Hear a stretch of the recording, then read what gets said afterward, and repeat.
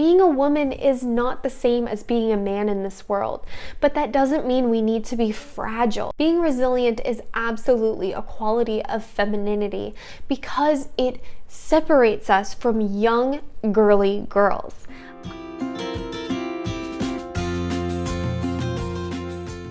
Hello everybody and welcome back to my channel. My name is Caitlin and I run the blog called Mrs. Midwest. If this is your first time visiting, my feminine sisters and Harley, my dog, are all giving you a very warm welcome. Thank you for joining, and to all my returning subscribers and viewers, you know that you get your extra little hug. Thank you for coming back, and I will be sure to give some extra puppy cuddles to my dog from all of you.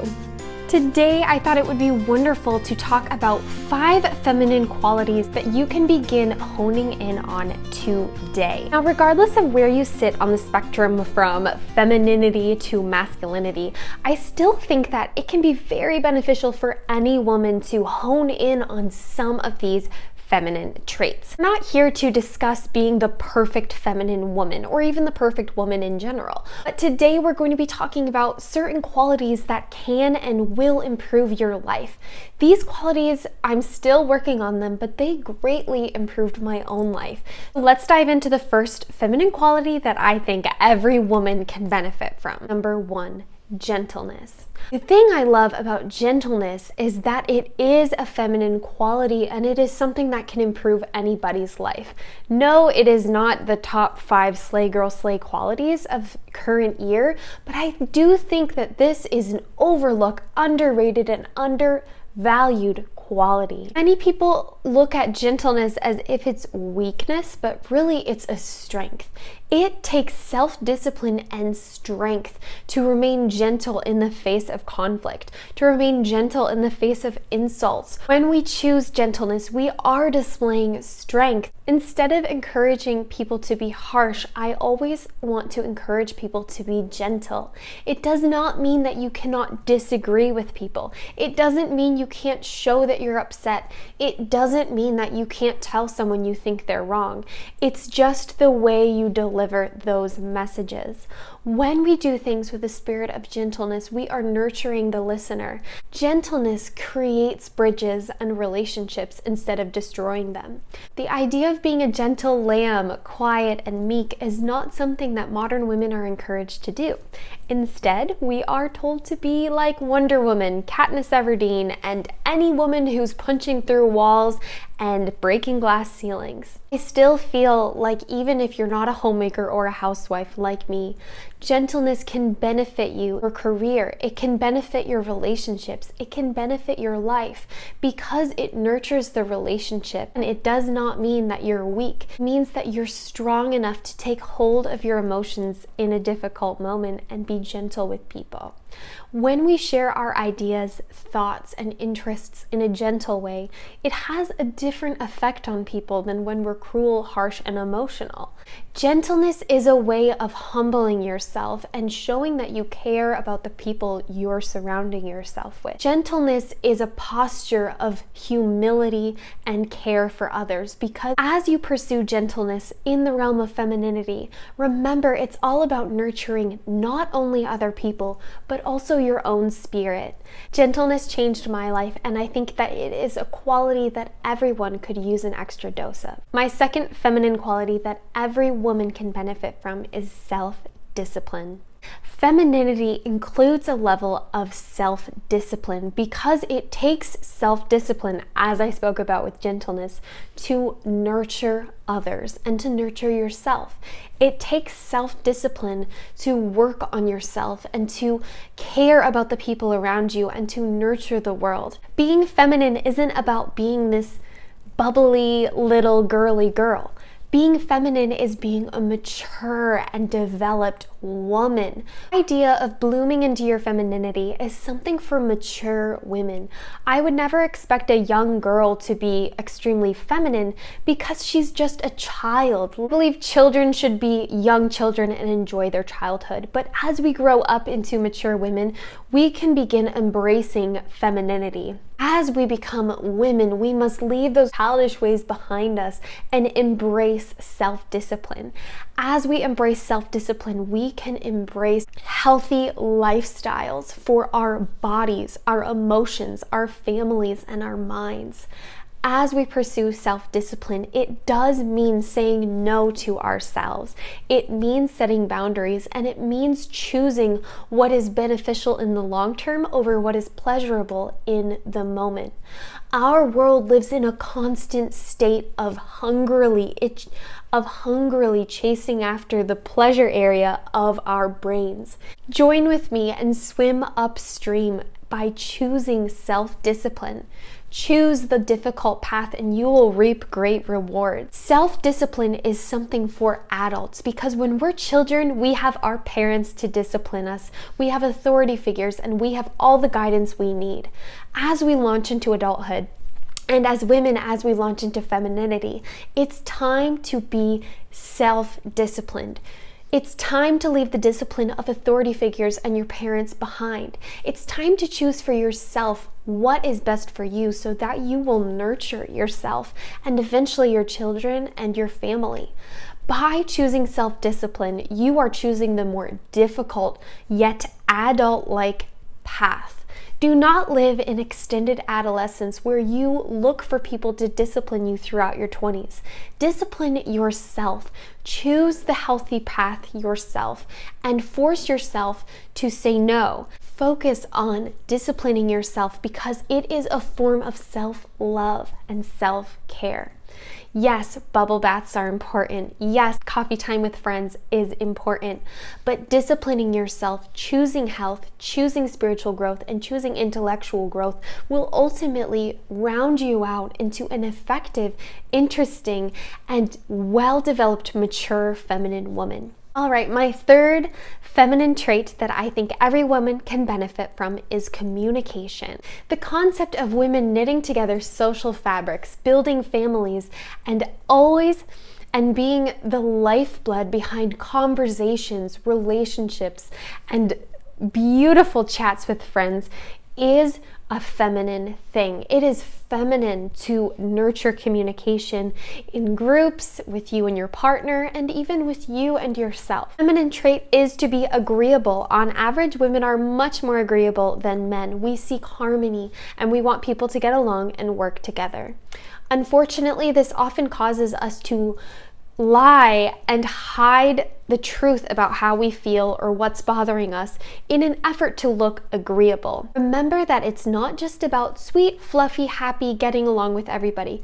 Communication means sharing with people and listening to them, and you need to share honestly. Men, your friends, your parents, your husband, they cannot read your mind, and they're not responsible for knowing what's going on in your mind, even if you've made it incredibly obvious with glares and the silent treatment or whatever.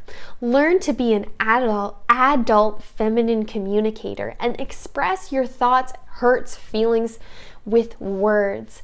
Do not communicate your distaste with somebody through the silent treatment or angry glares. If you feel that strongly about something, you should be confident and comfortable enough to tell that person what's bothering you. I began employing this rule within my marriage and it transformed my life. I made a rule that if my husband did something that bothered me or I had something that was bothering me within our marriage, I either had to tell him or get over it. Because if you feel like you can't tell him what's bothering you, then you need to get over it. And if you feel like you can't get over it, then you need to tell him. There is no in between. Do not hold grudges. Do not hold resentment in your heart because it will age you and it will make you bitter. If you are an adult, you now have the responsibility of going up to whoever hurt you and telling them what bothered you or getting over it. Do not hold grudges. Do not walk around in life being bitter and resentful, especially of your husband. I know it's so difficult to engage in conflict and disagreement, but you will feel so much better when you do. Place a level of tenderness and vulnerability throughout your communication with people. Not everyone in this world is evil and bad, even though we have a lot of evil and bad people. It's important to recognize that you are missing out on life and those relationships if you cannot bring yourself to engage with other people. Nurture yourself and nurture others by being tender and vulnerable in your communication. It is difficult to trust others, but as we seek out those feminine qualities of nurturing others, we must recognize that that is going to mean that we have to put ourselves out there. That means vulnerability, it means honesty, and it means getting over things or approaching things ready to have a disagreement. Right? My fourth quality that I think every feminine woman can benefit from in her life is creativity and whimsy. There is a childlike element to femininity that involves creativity. I myself do not have children and I rarely get the opportunity to interact with them, but I still like to infuse a level of childlike creativity into my everyday life. The feminine spirit is about creation. As feminine bodies create life, we have that level to us where feminine women in general throughout history have entered spaces and beautified them. As women, we've also had the task of being very resourceful and creative with the resources we've been provided with by our husbands. That's a historical truth. Now, because of that, it is often within the hearts of many of us to be creative. How many Etsy shops are there where women are making jewelry, calligraphy, wedding invitations, photography businesses, floral arrangements, home decor, fashion, beauty, makeup? Think of all the channels on YouTube that are fashion and makeup. Many women have a drive to beautify and to create and to be creative. This is a feminine quality, absolutely, that not everybody possesses. I know many women who wouldn't know the first thing to do when they had a paintbrush in their hands. But we can still nurture that feminine creativity in whatever way that appeals to you. For me, I like to do feminine creativity in the kitchen. I like to cook and bake.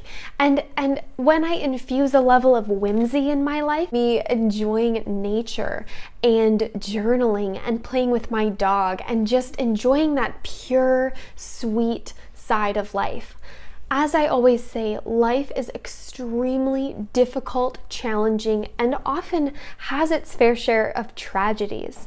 We cannot avoid the difficult times in life, but we can ensure that as far as we are responsible, we are chasing that creativity and that whimsy. As you add whimsy into your life, focus on including more things in your day that would bring a smile to your face. This might sound shallow, but it truly improved my life. I like to read fantasy novels and to listen to stand-up comedians and to listen to world music. It's wonderfully life-giving and fun to pursue that whimsical, softer, pure side of life, outside of the tragedy, outside of the pressures from other people. Learn to be comfortable with the little individual intricacies that make you you. Be whimsical in your life. Wear your favorite color. Listen to your favorite odd music. If your nieces come over, play Barbies with them.